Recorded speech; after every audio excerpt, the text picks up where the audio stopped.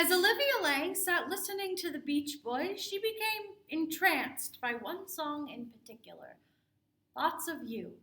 More specifically, one lyric. Loneliness is a very special place. You can picture it. A writer in her mid-30s swallowed by the backdrop of bustling New York City, wondering how she felt lonely in a city of millions. Lang isn't the only one to be stirred by loneliness. It is animated art, music, poetry, chemistry, even neuroscience. And for the most part, there's one consistent message. We don't want to be alone. But COVID-19 has forced most of us into it, and the pandemic has renewed fears of an epidemic, one of loneliness. Scholars and physicians warn of the devastating effects the emotion can have on our bodies and minds. But as author Faye Bound-Alberti argues in her 2020 book, The Biography of Loneliness, for all fears of a loneliness epidemic, we have failed to actually understand what we fear. She contends, the emotion is not a universal experience, nor is it one devoid of historical context. To Alberti, it is a modern condition that we need to study before we stigmatize. Nonetheless, as NPR on January 23, 2020 warns, 3 out of every 5 Americans claim to be lonely, and more than half of them are at a greater risk of death because of it. So before we rush to declare a loneliness epidemic, let's do our research by defining what loneliness is, finding out how we got here, and exploring implications. Haruki Murakami wrote in his short story, Sputnik Sweetheart, millions of people in this world, all of them yearning yet isolating themselves. Was the earth put here just to nourish human loneliness? Let's find out. Loneliness crosses borders and oceans. In 2018, England appointed a Minister of Loneliness to address the over 2 million British citizens who reported feeling lonely. Let's define loneliness from biological and historical perspectives. To begin, we can define loneliness as a biological, neurochemical phenomenon.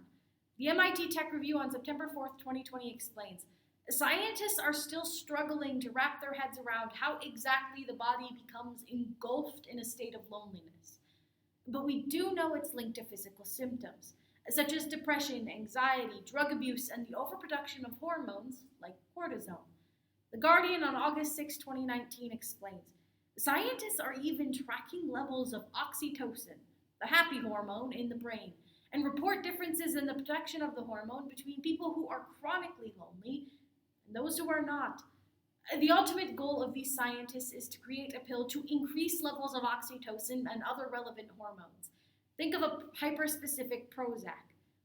In essence, we hope to neurochemically cure loneliness. Next, we can also define loneliness as a historical phenomenon. Time magazine on April 29, 2020 explains that for loneliness to exist, 2 key factors need to be present. The first is a lack of meaning in relationships. Prior to the 1800s, religion was the primary source of meaning. The waning influence of religion removed historic explanations for our existence and our collective relationships with each other. Suddenly, the search for meaning was inconclusive. The second factor is a discrete sense of self. The Guardian on February 16, 2020 explains, after the Enlightenment, people began to see themselves as individuals, as economically, spiritually, and politically discrete from each other. This lack of meaning and seeing ourselves as fundamentally individual led to the historical construction of loneliness, allowing us to understand the difference between being alone and being lonely.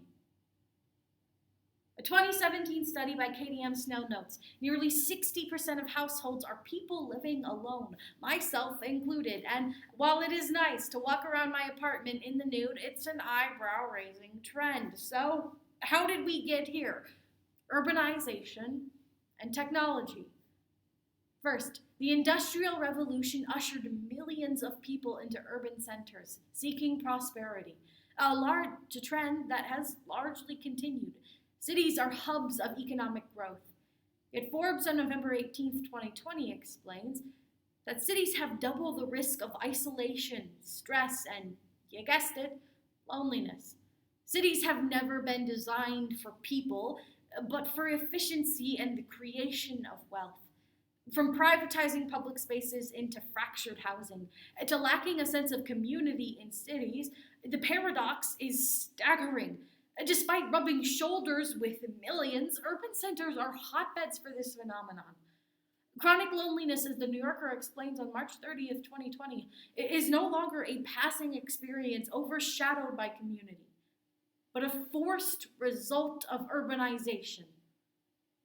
Next, ever since the invention and popularization of the radio, technology has been advertised as the cure to loneliness. CNET on July 18th, 2020 explains, technology facilitates loneliness in two key ways.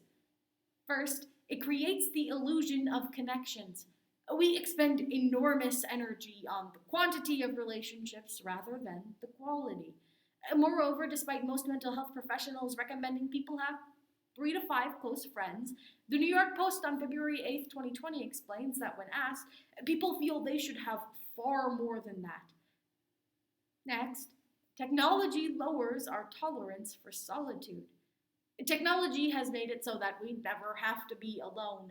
So during the rare occasions that we are, the emotion feels wrong, unhealthy,